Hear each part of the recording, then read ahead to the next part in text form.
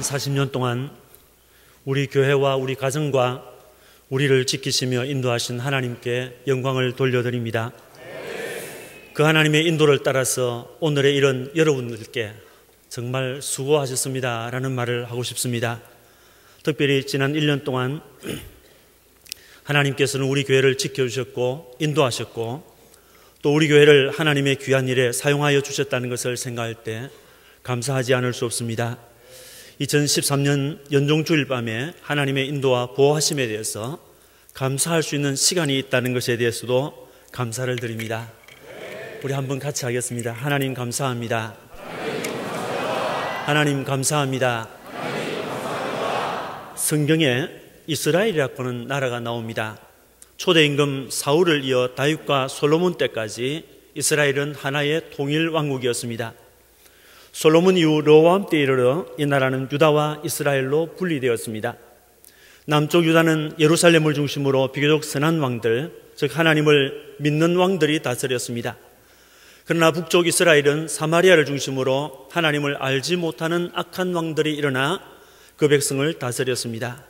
그 악한 왕들 가운데 아합이라는 임금이 있었습니다.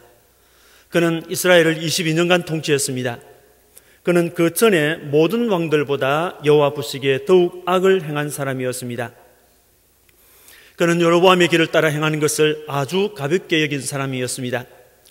여로보암의 길을 따랐다는 것은 이스라엘의 초대 임금 여로보암이 행한 악한 일을 답습했다는 말이 되겠습니다. 이스라엘로 하여금 하나님을 떠나게 한 죄입니다. 예루살렘으로 가는 길을 봉쇄함으로 예루살렘 성전 예배를 금지했습니다. 금송아지 우상을 만들어 이것이 하나님이라고 하므로 금송아지 우상을 하나님으로 대신하여 섬기게 한 죄가 있습니다. 바알과 아세라 우상을 섬긴 죄입니다. 이러한 행동 하나하나가 하나님 앞에 악한 것이었습니다. 이러한 여로보암의 죄악을 아합은 그대로 답습하였습니다. 아합은 시돈 사람 엣바알의 딸 이세벨을 아내로 맞아들였습니다. 이세벨은 우상 숭배자요 바알의 선자였습니다. 요한계시록에서는 이세벨을 가리켜서 거짓 선지자라고 하였습니다. 그런 사람을 아내로 맞아들였다는 것은 하나님의 명령을 저버렸다는 것입니다. 아합은 바알을 섬겨 숭배하고 단을 쌓았고 아세라 목상도 만들어 섬겼습니다. 아합은 진리를 따라 살려고 하는 사람이 있으면 그들을 단칼로 죽인 잔인한 왕이었습니다. 아합은 하나님의 선자 엘리야까지 죽이려 했던 무서운 사람입니다. 그가 엘리야를 죽이고자 했던 것은 엘리야가 자신과 자신의 백성을 괴롭힌다고 생각했기 때문입니다. 그러나 실상은 아합 자신과 그의 죄악이 하나님의 백성 이스라엘을 괴롭히고 있었다고 했습니다. 아합은 백성들에게 여호와 하나님을 바라는 신앙을 버리게 했고 그로 인하여 경제적인 재앙을 만났습니다. 3년 동안 하늘에서 비 한 방울, 이슬 한 방울 내리지 않아서 초목이 다 말라버림으로 양식을 얻을 수 없는 재앙을 만나게 되었습니다. 그래서 백성을 도탄에 빠지게 했던 왕이었습니다. 그래서 성경은 아합 임금을 가리켜서 악한 왕이라, 저는 그 전에 모든 이스라엘 왕보다 심히 이스라엘 하나님 여호와의 노를 격발한 왕이었다, 그렇게 기록하고 있습니다. 오늘 우리가 읽은 열왕기상 21장에는 아합 임금이 이스라엘을 통치하고 있었던 시대에 일어난 또 하나의 끔찍한 사건이 기록되어 있습니다. 본문에 나봇이라는 사람이 나옵니다. 그는 이스라엘 사람이었다고 하였습니다. 그리고 그 사람은 조상 대대로 물려받은 포도원을 경영하고 있었습니다. 그 사람의 포도밭이 이스라엘 임금 아합의 사마리아 궁 가까운 곳에 있었습니다. 어느 날 아합이 그 아름답게 가꾸어져 있는 포도원을 보자 욕심이 생겼습니다. 자기 것으로 만들고 싶었던 것입니다. 주인을 알아보니 나봇이라는 사람의 소유라는 것을 알게 되었습니다. 그래서 아합은 나봇을 불러서 당신의 포도원이 내 궁 아주 가까운 곳에 있는데 그것을 내게 주시오라고 했습니다. 왜 달라고 했겠습니까? 성경에 보니 아합은 그것을 자기의 나물밭으로 만들고 싶었다고 했습니다. 이 나물밭은 정원을 말합니다. 요즘 말로 하면 큰 공원이거나 아마 수목원 정도로 생각하면 되겠습니다. 그러면서 아합은 또 말합니다. 내가 그것 대신에 당신에게 더 좋은 포도원을 주겨서. 그런데 이 나봇이라는 사람이 아니요라고 거절합니다. 다시 임금이 말했습니다. 합의하면 그 값을 돈으로 줄 수도 있어 라고 했습니다. 그런데도 아니요라고 했습니다. 그런데 나봇은 아합 임금의 명령과 제의를 그 자리에서 거절하고 말았습니다. 내 열조의 유업을 왕에게 주기를 여호와께서 금하십니다 라고 했습니다. 이 말을 들은 아합은 고민에 쌓였습니다. 근심하고 답답했던 왕은 궁으로 돌아가서 침상에 누워 식사까지 거절하고 말았습니다.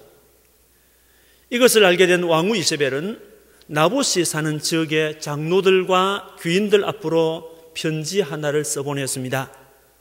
나봇이 하나님과 왕을 저주하였으니 당신들은 나봇을 재판에서 돌로 쳐 죽이라 하는 그런 내용이었습니다. 결국 나봇은 왕에게 포도원을 주기를 거절한 것 때문에 그렇게 다정했던 이웃들이 던지는 돌에 맞아 죽임을 당하고 말았습니다. 오늘 저녁에 나봇과 포도원이라는 말씀으로 함께 생각하고자 합니다. 나봇이라는 사람이 누구입니까? 우리는 나봇이라는 사람에 대해서는 아는 것이 거의 없습니다. 성경에서 나봇에 대해서 증거하는 것이 거의 없기 때문입니다. 우리가 상상해 보는 것은 나봇이라는 사람은 이스라엘에 살고 있는 한 촌로, 늙은 농부에 불과한 것입니다. 그는 포도원을 경작하고 있었는데 그 포도원이 아합의 궁 가까운 곳에 있었다는 정도입니다. 그러나 그 노인은 자신의 포도원을 가꾸며 그 포도원에서 일하는 것을 즐기는 사람이었을 것입니다. 이른 봄부터 추수가 끝난 겨울까지 쉬지 않고 포도원을 들락거리면서 열심히 일하는 농부를 한번 상상해 보십시오. 겨울에는 땅을 파고 거름을 넣어줍니다. 겨울이 지나고 이른 봄이 될 때 포도나무 가지를 정리해서 껍질을 벗기고 깨끗하게 하였습니다. 병충해를 막기 위함이었습니다. 우미 돋고 꽃이 필 때는 약한 가지와 약한 꽃들을 정리하고 신실하고 튼튼한 가지를 보호하고 더 많은 열매를 맺게 하려고 또 노력하였습니다. 비바람에 가지가 부러질까 봐 큰 나무로 지주를 만들어 포도나무가 부러지지 않도록 보호를 했습니다. 종이 봉지도 씌워서 뜨거운 태양과 벌레들의 공격으로부터 열매를 보호해 주었습니다. 여우나 멧돼지 같은 동물들이 들어오면 포도농사를 망치기 때문에 울타리를 만들고 담을 쌓고 밤에도 포도원을 지키는 데 열심히 있는 농부였습니다. 그 노인은 봄부터 겨울까지 쉴 새 없이 포도원에 이구석 저구석을 누비며 포도원을 열심히 가꾸며 돌보는데 열심히 있는 평범한 노인이었습니다. 그 노인에게 있어서 포도원은 자신의 전부였습니다. 아니, 자신의 분신과도 같은 것이었습니다. 그 노인은 자신의 포도원을 바라보면서 즐거워했고 그 포도원에서 일할 때, 그 포도원에서 꽃이 피고 거기에서 열매가 맺히는 그 포도송이를 쳐다볼 때 행복해했습니다. 그러니 임금이 달라고 했을 때 그것을 거절한 것입니다. 이 노인은 인생을 오래 산 노인입니다. 그 노인은 아합 임금의 명령과 제의를 거절하면 죽음을 맞을 수 있다는 것을 충분히 예상했을 것입니다. 아니, 돈을 받지 않고도 임금에게 그 밭을 준다면 자신에게 돌아올 것이 더 많다는 것을 그 노인은 충분히 예상했을 것입니다. 그럼에도 그 노인은 자신의 포도원을 아합에게 주는 것을 거절했습니다. 그 노인은 그 포도원을 넘겨주는 것을 거절한 것 때문에 결국은 죽음을 맞고 말았습니다. 그렇다면 나봇은 아합 임금의 명령과 제의를 그 자리에서 왜 거절했겠습니까? 나봇이 거절한 이유는 너무나도 간단합니다. 3절을 보면 내 열조의 유업을 왕에게 주기를 여호와께서 금하실지로다 라고 했습니다. 이 말은 두 가지 내용을 함축하고 있습니다. 첫 번째 이유는 그 포도원은 내 열조가 나에게 물려준 유업입니다 라는 것입니다. 다시 말하면 그것은 내 것이 아니고 우리 조상들의 것입니다. 우리 조상들이 나에게 잠시 준 것입니다. 그래서 나도 내 자손들에게 또 줄 것입니다 하는 그런 말이 그 속에 있습니다. 열조 조상들입니다. 하나님께서 아브라함에게 그 땅을 주마고 약속을 했습니다. 하나님께서 이삭과 야곱에게 그 땅을 주겠다고 약속을 했습니다. 애굽에서 종살이하던 이스라엘 백성들을 이끌어내시고 마침내 하나님께서 그 조상들에게 그 땅을 주었습니다. 그 땅을 받았던 조상들은 거저 받은 것이 아니라 그 땅에서 생명을 걸고 전투를 해서 그 땅을 차지했습니다. 그 후로 그 땅에서 조상들이 살았고 그 땅을 일구고 그 땅을 가꾸었고 자손들에게 물려주었던 조상들의 유업이기 때문에 그것을 임금에게 줄 수 없다고 했습니다. 두 번째 이유는 내 열조의 유업을 왕에게 주는 것을 여호와께서 금하셨습니다 라고 했습니다. 이것은 내 것이 아니고 하나님의 것입니다 라는 것입니다. 하나님의 율법을 지켜야 한다는 것입니다. 이 말 속에는 나는 여호와 하나님을 믿고 그의 말씀을 준수하는 백성입니다. 그렇지만 당신은 하나님을 믿지 않습니다. 그러니 당신은 하나님의 말씀을 알지 못합니다.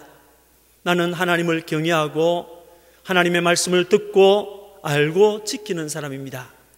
이것은 나뿐이 아니고 내 할아버지, 그 위의 할아버지, 내 아버지 이렇게 계속해서 믿고 지켜왔던 그런 사람입니다 하는 말입니다.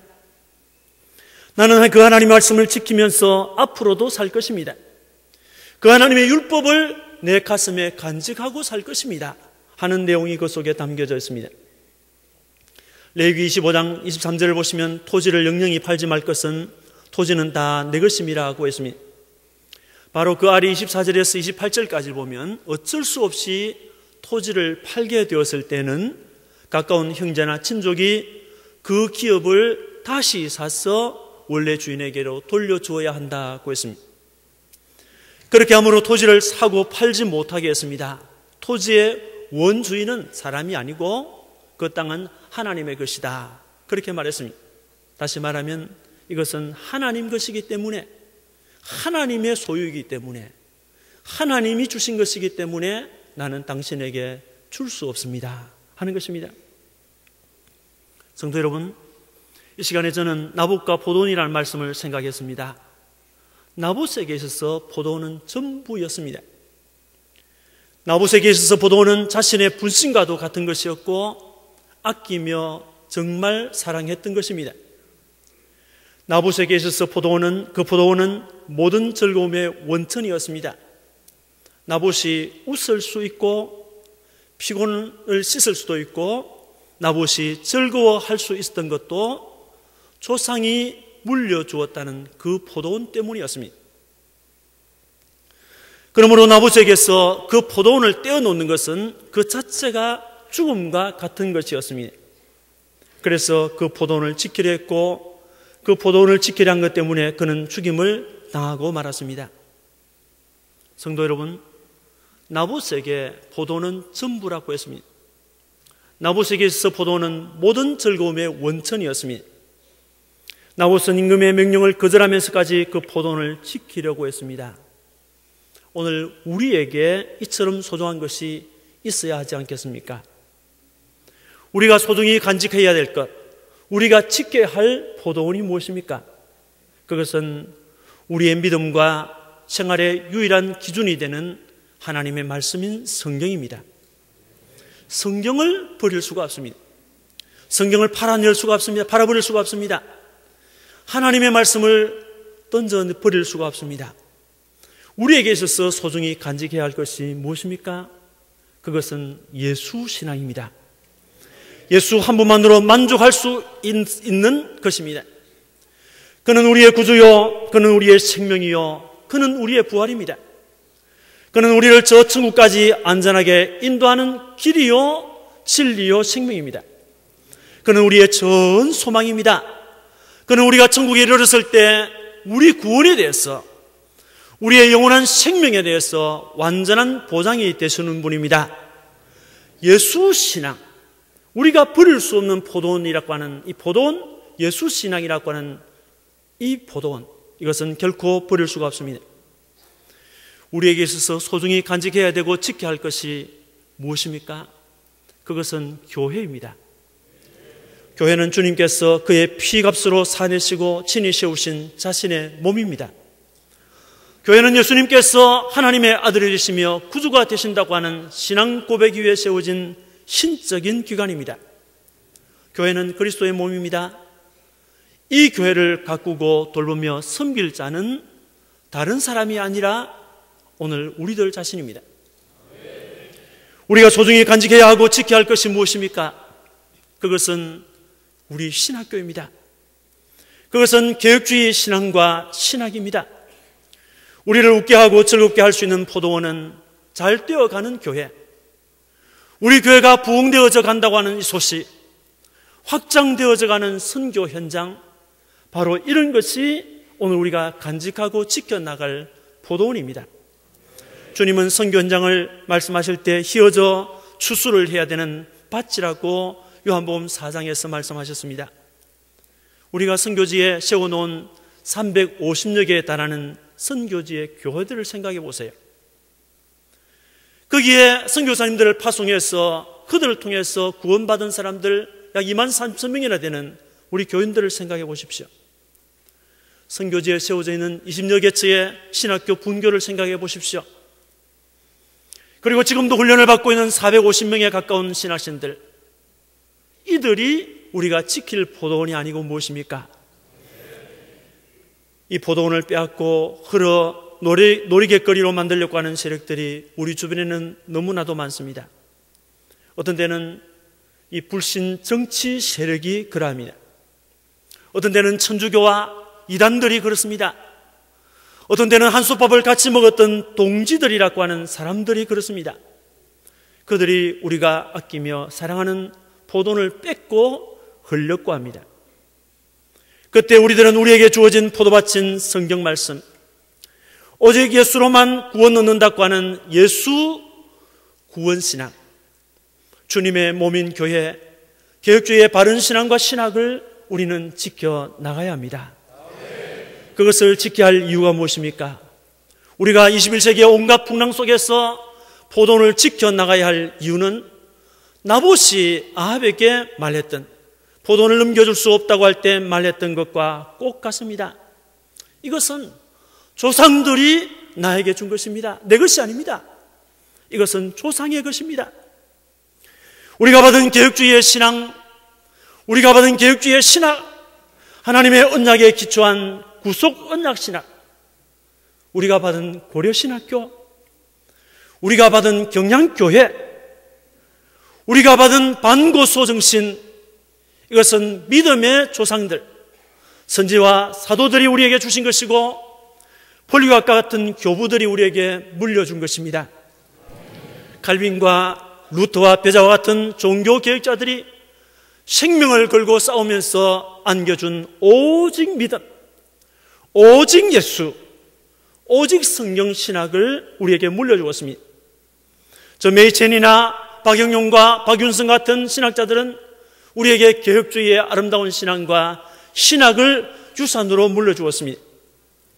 주기철 목사, 주남선, 손양원, 한상도와 같은 신앙의 선조들은 하나님 중심, 성경 중심, 교회 중심의 신앙과 신학을 우리에게 유산으로 물려주었습니다.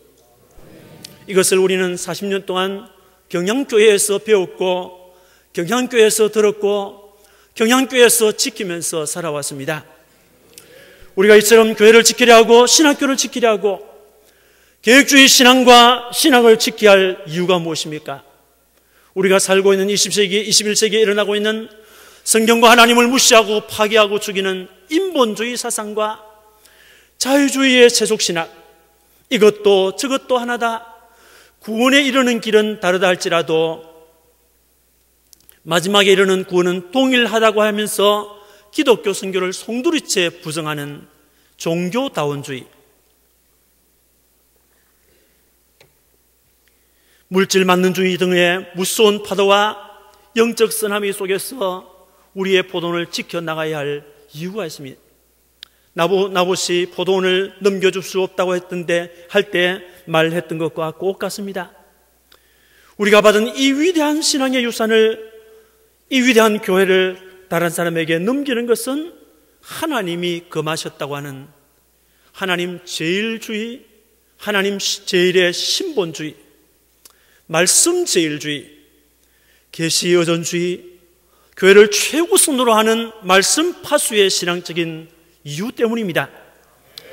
하나님께서 조상들을 통하여 주시고 누리고 있는 이 포도원을 우리가 지켜야 합니다. 어떻게 지킬까요? 몇 가지 생각할 수 있습니다. 첫째는 믿음으로 지킬 수가 있습니다. 하나님과 하나님의 약속에 대한 믿음, 이 성경에 대한 확실한 신앙, 변함없는 믿음, 금보다 귀한 믿음은 참법에 대도다고 했는데, 이 귀한 믿음, 온갖 폭풍 가운데서도 내 영혼은 잠잠하여 주님을 보겠다고 하는 이 위대한 말씀에 대한 확신, 신앙, 이것입니다. 두 번째는 우리가 어떻게 하나님의 포도원을 지키겠습니까? 그것은 교회를 사랑하는 것입니다. 우리가 교회를 사랑하는 것은 예배에 빠지지 않고 출석하는 것입니다. 주일 예배에 빠지지 않는 것입니다.